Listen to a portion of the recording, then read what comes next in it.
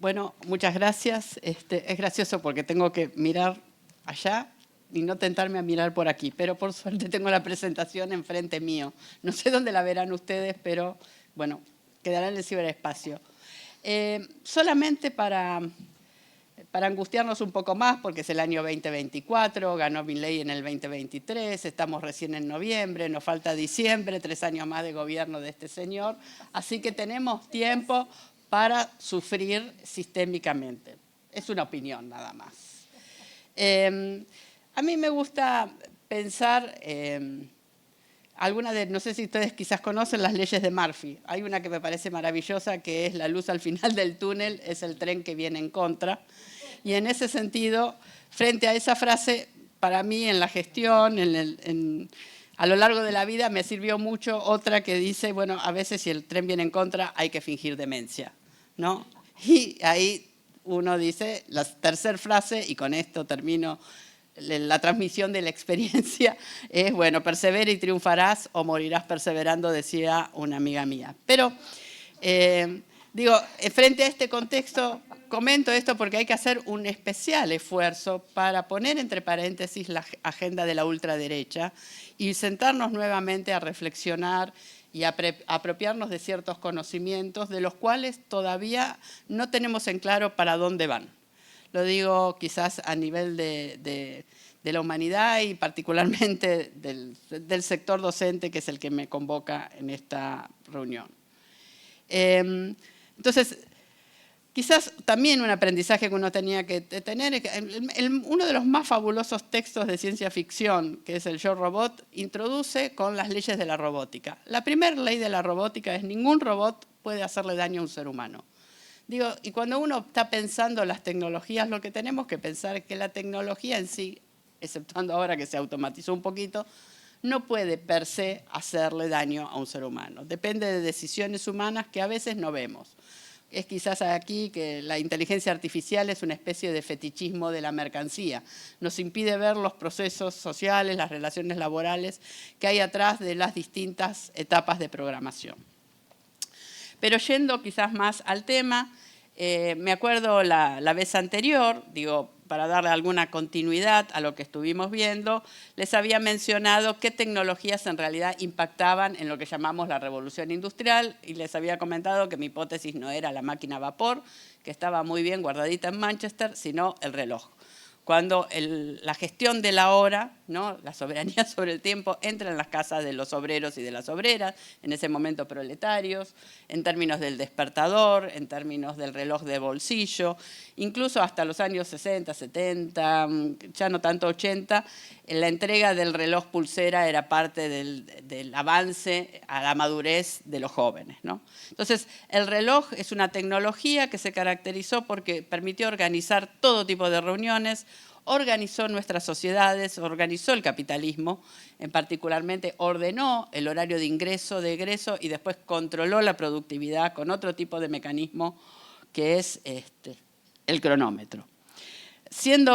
Haciendo saltos, pero me parece que entraba bien para pensar en el tema de educación. Otro salto que se dio fue en los años 60 y aquí educación discutió fuertemente la aparición de la primera calculadora científica portátil. Eso significaba, entra la calculadora en el aula, se van las tablas de multiplicar. Bien por la del 7, que la odié históricamente. Pero esa es una discusión que llevó a muchos temas, se pierden capacidades, se ganan capacidades.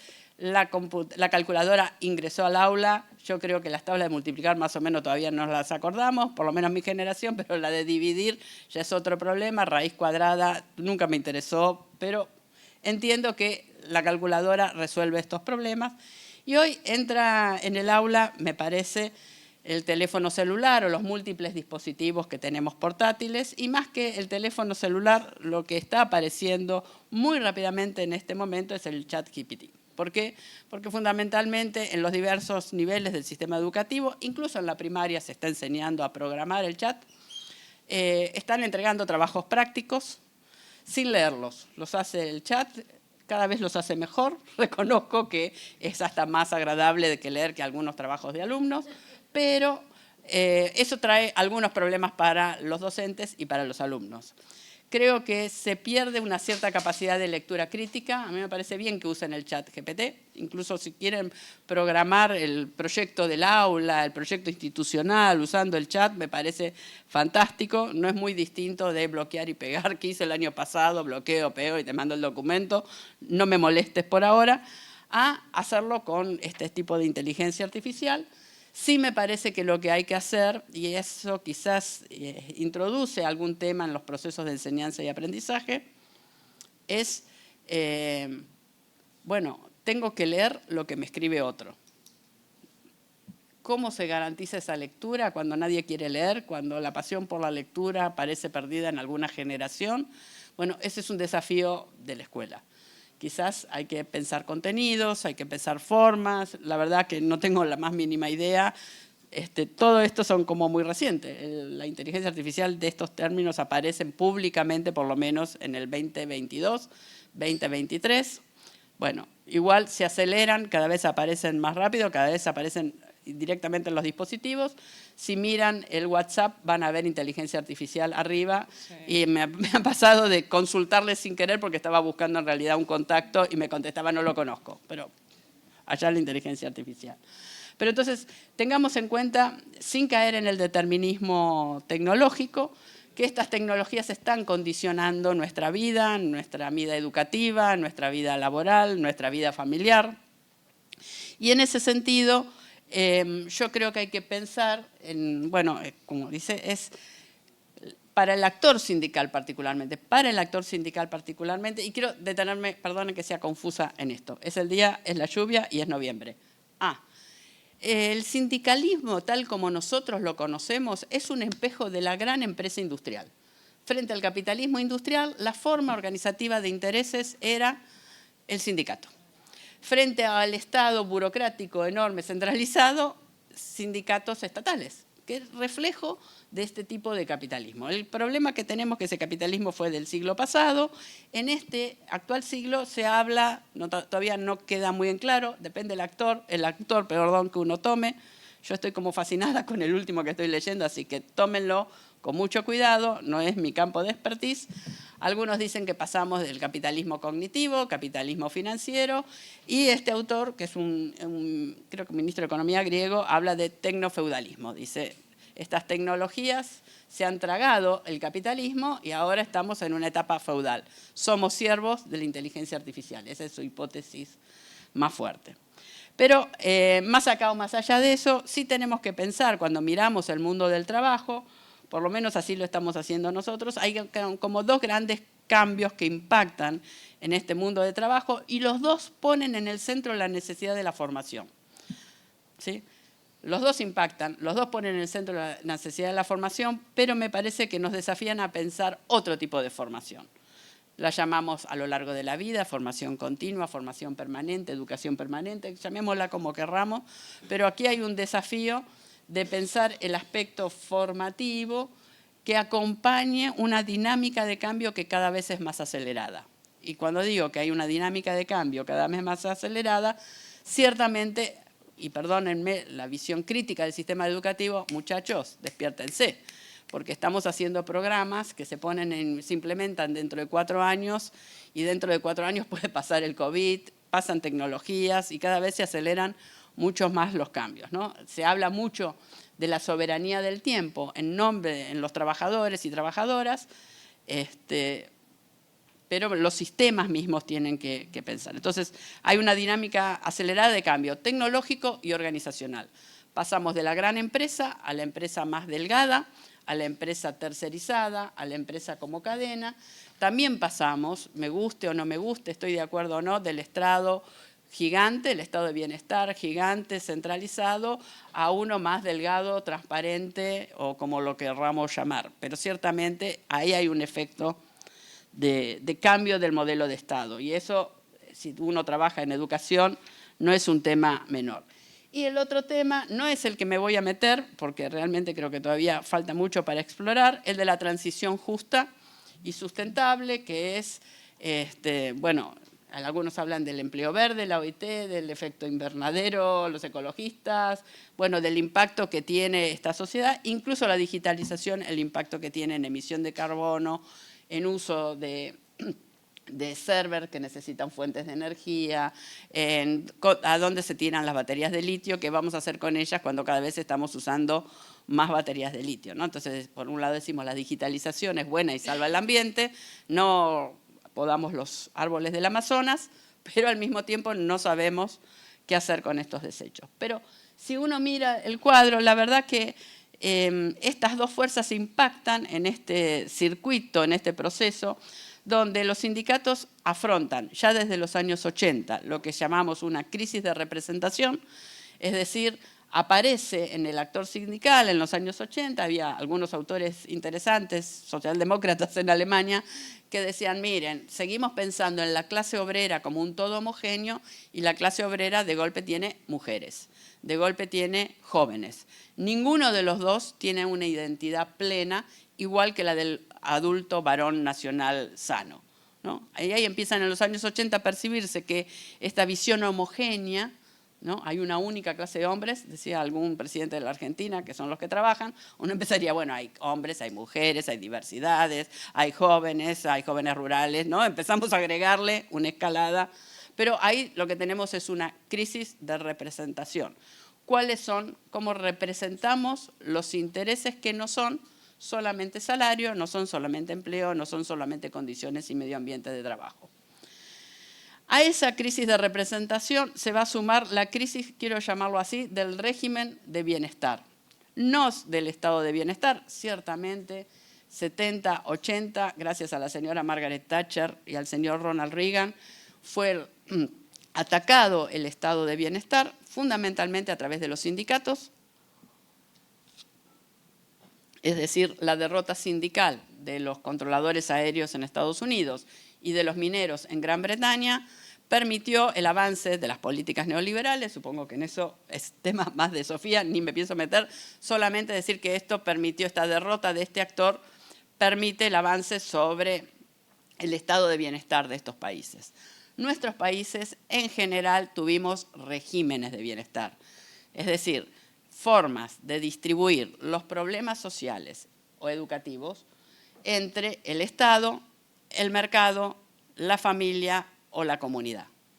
El Estado es el actor más importante para nosotros, bueno, todo el sistema educativo público, ¿sí? El mercado, bueno, mando al pibe a una escuela privada.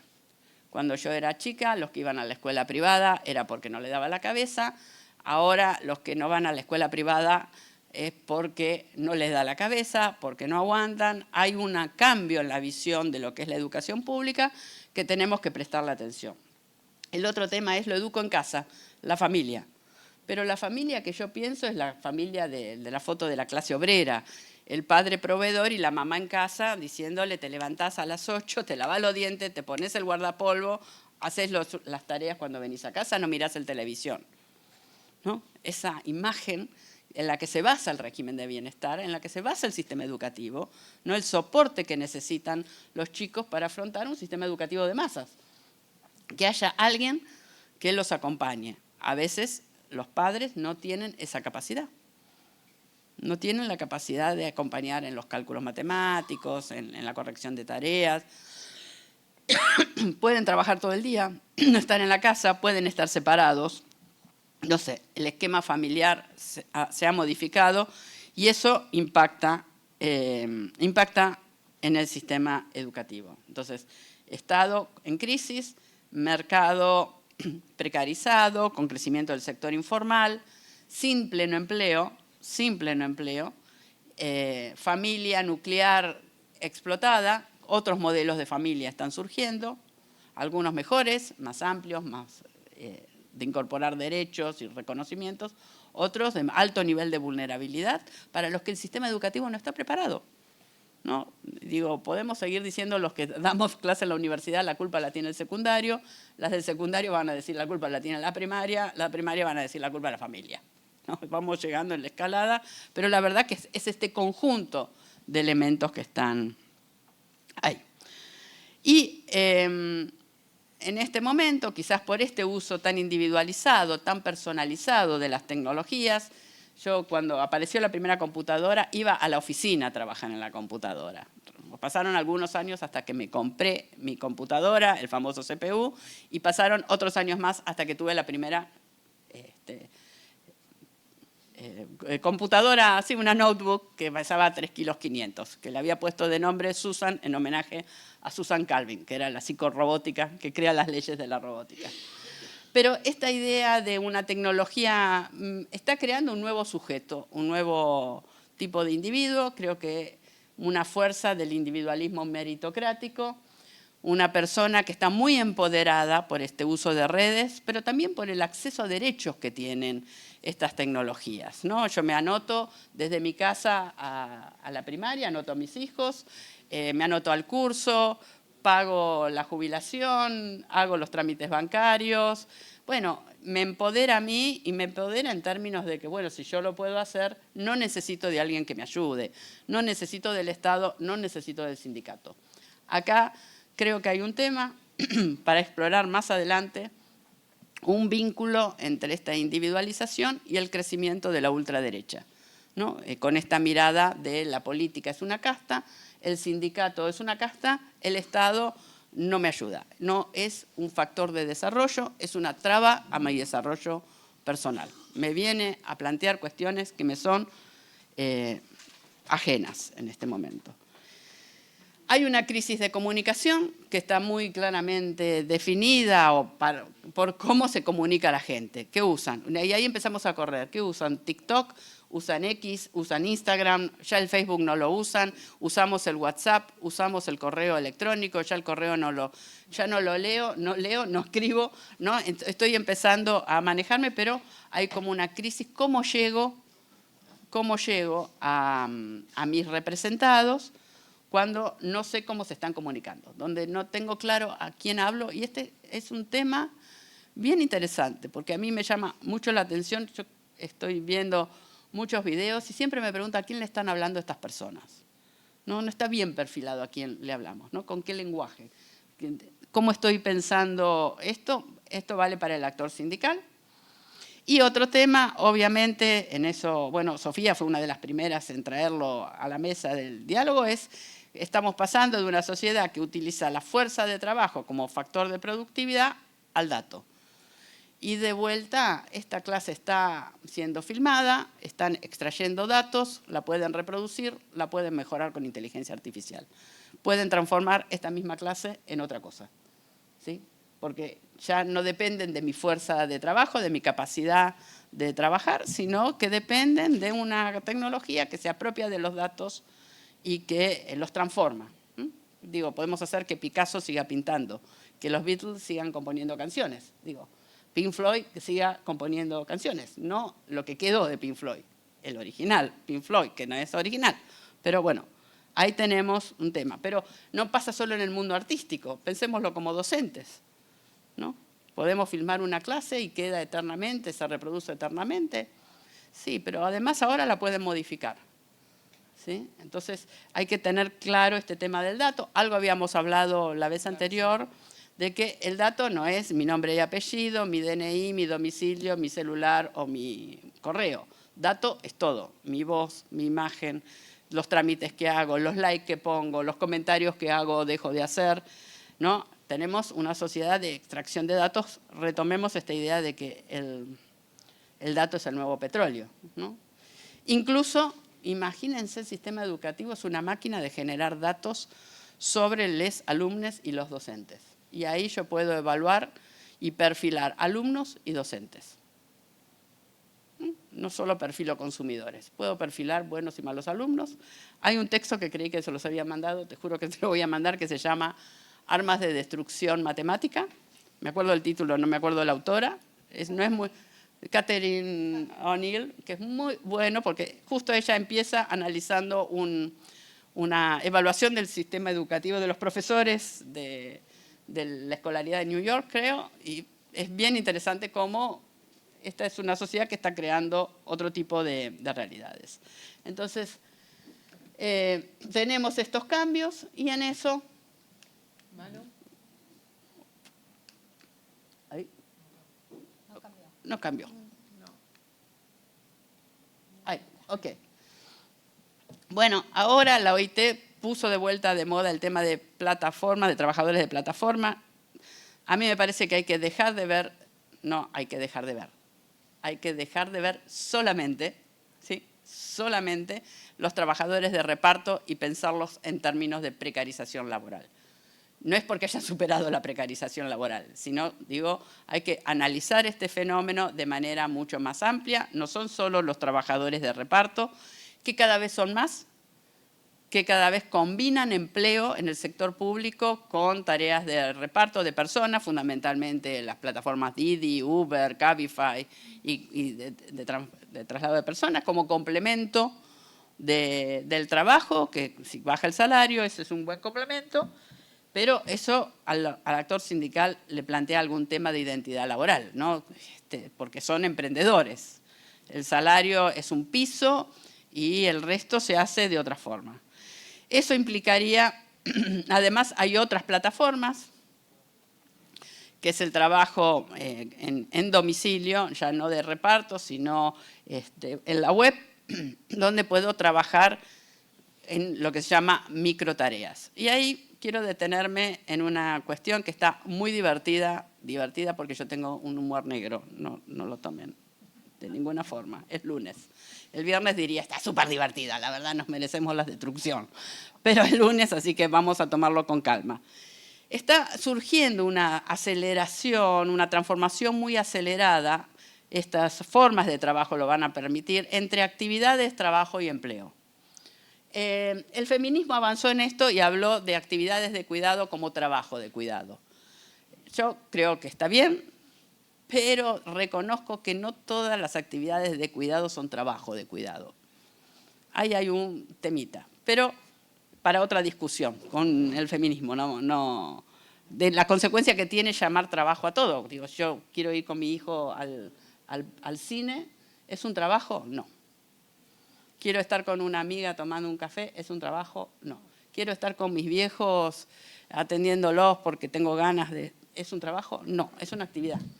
Hay actividades que se están transformando en trabajo, esto tiene sus consecuencias, pero lo más fuerte de estas sociedades es que está disminuyendo el empleo y está aumentando el trabajo. No es el fin del trabajo, es el fin del empleo como lo conocemos, el derecho con regulaciones, con instituciones, con Estado presente, con sindicato presente, ¿no? Aparece actividades, las de cuidado, por ejemplo, pero el pasear perro. Yo paseo a mi mascota, eso es una actividad. Si yo me llevo todas las mascotas del edificio, empieza a ser un trabajo. Si lo hago con una empresa de cuidado de mascotas, puede ser un empleo, ¿no? Ahí, ¿qué nos sirve a nosotros para la educación? Bueno, nosotros hablamos de las ocupaciones ya.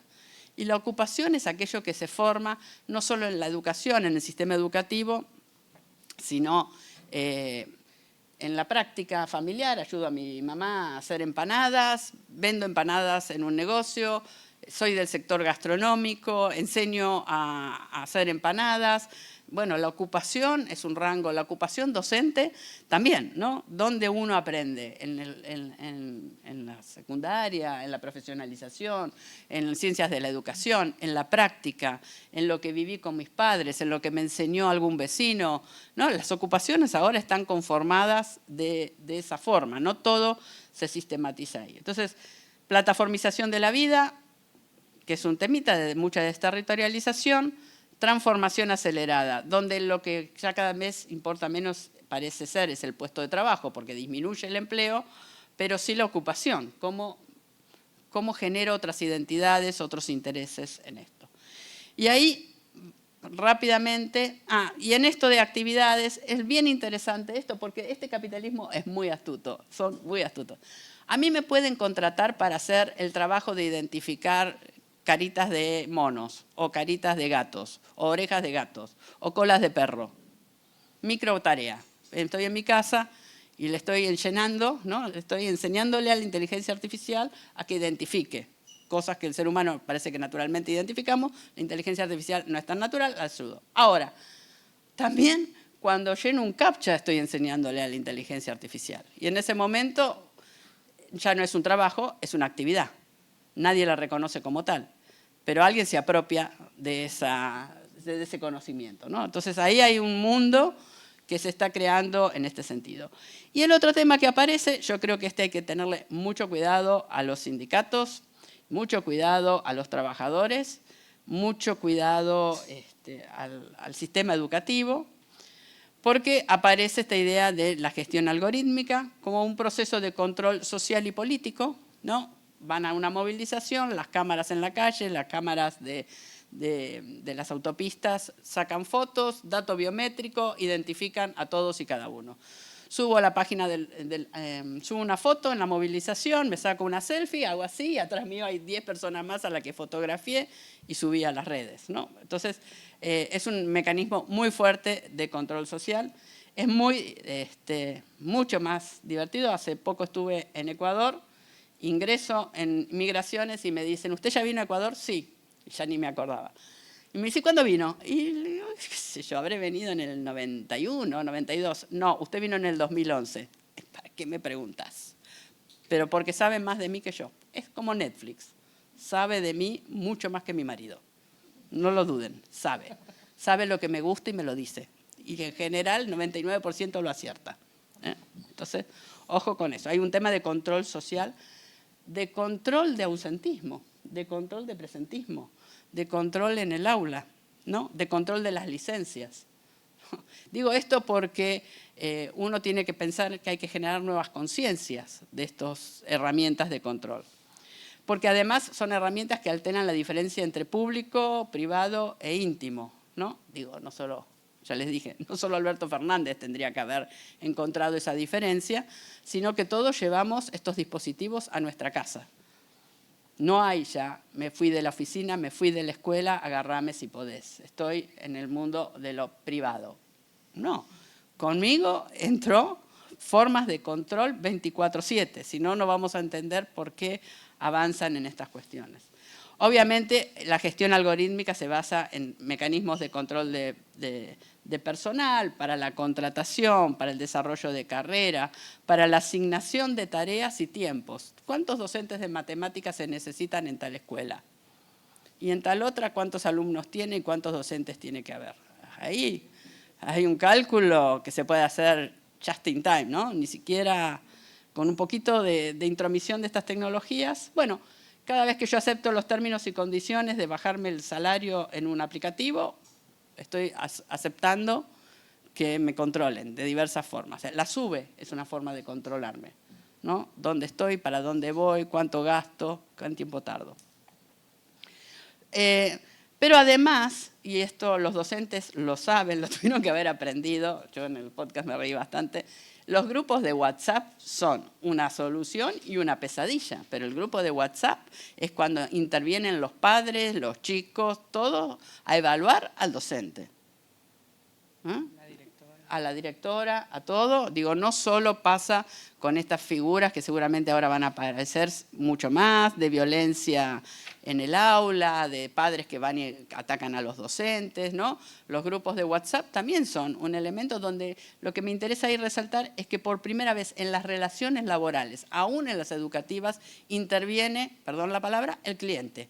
Llámese alumno-alumna, llámese padres, madres, alumno-alumna. Y eso es un tema que me parece que hay que discutirlo, por lo pronto, ¿no? Y obviamente, si yo quisiese medir la calidad educativa, la prueba PISA se abarataría muchísimo con nuevas herramientas informáticas. Ahora, me parece que tienen que ponerse las pilas a ver qué indicadores van a usar para evaluar. Les recomiendo armas de destrucción matemática, que es como bien interesante para ver qué pasa cuando evaluamos la calidad del sistema educativo. Indica nuevas alianzas estratégicas, fundamentalmente frente a los fallos de la IA. Bueno, la verdad que lo estaba pensando más para el sector financiero, pero piensen cuántos fallos hay cuando me atiende un bot, cuando hago un trámite, que no lo puedo resolver y el sindicato también está ausente de eso. Y ustedes me podrían decir, ¿pero qué tiene que ver el sindicato con eso? Bueno, mejor que se amiguen con la sociedad. Porque el sindicato es sociopolítico, no es solamente corporativo, también hay que amigarse con la sociedad. Este es un camino de amigarse con la sociedad. La inteligencia artificial no es tan inteligente, es un programa, falla, pero hay que detectar más colectivamente el fallo y ahí hay que una intervención sindical de otro tipo. Entonces, estamos hablando de innovaciones que impactan, obviamente, fíjense, a los dos mecanismos de inclusión social ascendente. Y no es casual que mi ley venga con la reforma laboral y el ajuste presupuestario de las universidades y del disciplinamiento del sistema educativo, porque están atacando los dos pilares de la inclusión social ascendente de otra forma de sociedad. Una sociedad con acceso a derechos, el acceso a derechos estaba a través de la educación y a través del trabajo. Ambos dos están siendo cuestionados, ustedes como sindicato están en ese cruce de caminos. O sea que tienen el doble de problema que los que solo están en el mercado de trabajo. Por suerte, eso significa que están vivos, sigan así. Entonces, hay que pensar que hay una combinación de cambios organizacionales y tecnológicos. De la gran escuela, el pupitre uno atrás del otro, a pensar en grupos más pequeños, escuelas más transparentes, públicas, privadas, de doble jornada, de triple jornada, que funcionen los sábados con campo de deporte, sin campo de deporte, con biblioteca, sin biblioteca, cambios organizacionales y tecnológicos, ¿no? Usamos estas tecnologías, cómo las usamos, cómo las complementamos. Sí tenemos que tener en cuenta que estamos en una sociedad de innovación dinámica muy veloz y que gana cada vez en mayor nivel de complejidad. Eso es porque nos movemos en entornos digitales, no solamente ahora que están filmando. Salgo de acá y hay 40 cámaras puestas y si no hay gente sacando fotos en la ciudad de Buenos Aires o filmando o grabando, bueno, estamos en estos entornos digitales. En los 80 se hablaba de la flexibilidad y ahora se habla de la autonomía. Pero también la autonomía es una materia, llámenla si quieren habilidades socioemocionales. No quiero parecerme a Vidal con esto, sepan diferenciar, por favor, ideológicamente eso. Pero hay que tener espíritu, sentimiento, gana, fortaleza para superar la frustración que significa esta dinámica de cambio, ¿no? Y no sé si el sistema educativo está preparado para acompañar al conjunto de la sociedad en estas formaciones permanentes, ¿no? Pensemos en todos los sentimientos negativos que están surgiendo en nuestra sociedad. Y ustedes podrán decir que tiene que ver el sentimiento con la política. Para mí, la política siempre fue el peronismo un sentimiento, porque yo lo vinculaba con la felicidad del pueblo. Siempre, ¿no? ¿Cómo definís el peronismo? Es un sentimiento. Pero eso no es conceptualmente, no. Pero ahora, ¿el sentimiento cuál es? ¿Es de felicidad o es de enojo? ¿Es de frustración? ¿Es de demanda de falta de reconocimiento? Entonces, las habilidades socioemocionales hay que tratarlas con cuidado, ¿no? Y obviamente estamos introduciendo una nueva dinámica de desigualdad. No es que se congela la desigualdad, pobres y ricos, ¿no? Son dinámicas de desigualdad que cambian a lo largo del día, a lo largo de la percepción, porque fundamentalmente lo que está surgiendo es esta idea de la autopercepción. Entonces, volviendo al sistema educativo, lo único que se me ocurrió para dejarles como problemas es, hay problemas de acceso al conocimiento que involucran revisar los procesos de enseñanza, revisar los procesos de aprendizaje, revisar las formas de evaluación, ¿no? De reconocimiento de saberes, qué saberes, cómo se reconocen y que implican realmente cambios a nivel del sistema educativo en su conjunto. Y con esto termino, es una apuesta fuerte, no tengo ningún sustento empírico para decir esto, pero creo que estamos frente a un nuevo sujeto histórico. El otro día hablé con una colega de Brasil que hizo una muy buena investigación sobre el crecimiento de la ultraderecha y con el vínculo con estas tecnologías, y ella me decía, pero Mónica, mira, si nosotros pasamos del hombre de Cromañón al hombre Faber, ahora estamos en la misma, ¿no? Estos chicos vienen con otro cerebro. Es una nueva humanidad que se está generando, yo creo que está un poco exagerada con la neurociencia, pero una lucecita de atención empieza a llamarme. Creo que estamos enfrentando un nuevo sujeto histórico, no nos puede sorprender, ¿no? Estamos frente a un nuevo sujeto histórico. Yo le diría, ¿con quiénes estamos conversando? ¿No? Si estamos escuchando lo que no queremos escuchar. Hay un pasaje de la clase social, de este todo homogéneo, a comunidades mucho más reducidas, y en eso creo que las comunidades religiosas son fuertes en este momento. No es un tema menor frente al Estado. estar ahí de algunos pastores protestantes, ni siquiera estoy hablando de la Iglesia Católica, ¿no? Estoy hablando de otro tipo de comunidades religiosas. La meritocracia hoy es un valor positivo que me diferencia a mí de esta cuestión solidaria, comunista que tienen ustedes, como diría Milei, ¿no? Ustedes quieren achatarme en una masa y yo quiero que me reconozcan lo que yo valgo. Y no me lo reconocen, porque hay que ser solidario, porque las identidades son de otro tipo. Digo, en esto, fíjense cómo va a jugar los temas de cómo autopercibo, ¿no? Ustedes me van a decir, che, Mónica, tu sueldo no te alcanza para irte a Tailandia de vacaciones, te alcanza para Santa Teresita con ganas.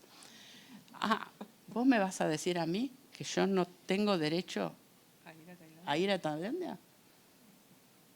¿En serio me van a comentar eso? ¿No? Ahí la frustración es una sociedad bastante explosiva en este sentido, ¿no? Entonces, hay un tema también que me parece importante para los que trabajan en la educación pública. Yo creo que hay un proceso de apropiación de las identidades. Esto que yo les decía medio en chiste, medio, Netflix sabe de mí más que mi marido, ¿no?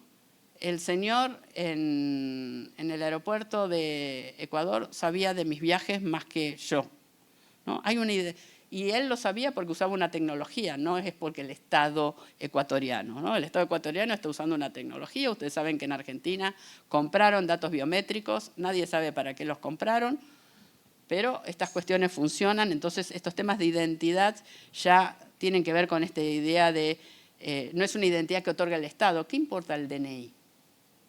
Si con mi dato biométrico ya me pueden identificar, ¿no? Si con la huella dactilar puedo comprar, pueden acceder a mi cuenta bancaria, pueden acceder al título que tengo, al promedio de notas, a las ausencias que tengo a lo largo del día, ¿no? Digo, fíjense estos procesos. Y algunos autores, no son de los que más me gustan, pero reconozco que esta frase me gustó, dicen que estas tecnologías tienen un efecto Robin Hood. Es decir, le sacan a los que más saben, abogados, contadores, y se lo entregan en forma de tecnología. Bueno, uno hace hoy trámites contables, ¿sí? Sin ser contador, ¿sí? La inteligencia artificial te puede leer todas las resoluciones judiciales y hacerte un informe sobre eso. No hay que ser abogado, no hay que estudiar, ¿no? Esta idea del efecto Robin Hood, dicen, bueno, le sacan, porque estas tecnologías no se quedan abajo, como el robot, van por los niveles medios, van por los niveles superiores, y en el nivel superior le entregan a las masas conocimientos. Y eso no es menor, la verdad que es muy cómoda esta tecnología. ¿Quién quiere venir un día de lluvia hasta San Telmo si vivo a 4 horas de colectivo? Me quedo en casa, me tomo el mate, escucho la conversación o no, ¿no? ¿Quién quiere ir al banco si lo puedo hacer así? ¿Quién quiere ir a la escuela si puedo tener la clase virtual desde mi casa? Si tengo, ¿no?, la conectividad, la computadora, qué sé yo, en ese sentido. Entonces, y el último tema, solamente para amargarles el día, es una función que he tenido a lo largo de mi vida, es, no todo el mundo está de acuerdo con esto, supongo que muchos no. Yo creo que, como eso lo digo ya más como docente universitaria, hay un fuerte deterioro de las capacidades cognitivas básicas, como es la lectura y escritura, ¿no? Estas formas de escribir aceleradas, no se corrige la gramática, no se corrige el error de ortografía, se copia, se pega, no se lee, no se revisa. Es muy confortable, ¿no? Sí, la verdad, yo reconozco que si hubiese tenido el ChatGPT, hubiese tenido mi tesis terminada. Pero hay temas ahí que me parece que hay que pensar cómo se va a dar estos sistemas más híbridos entre educación, tecnología, cómo la integramos, cómo demandamos, ¿no? ¿Qué se necesite? Y de ahí de vuelta estoy pensando otra escuela, ¿no? Pero eso puede ser una obra de ciencia ficción. Así que nada, ya, termino.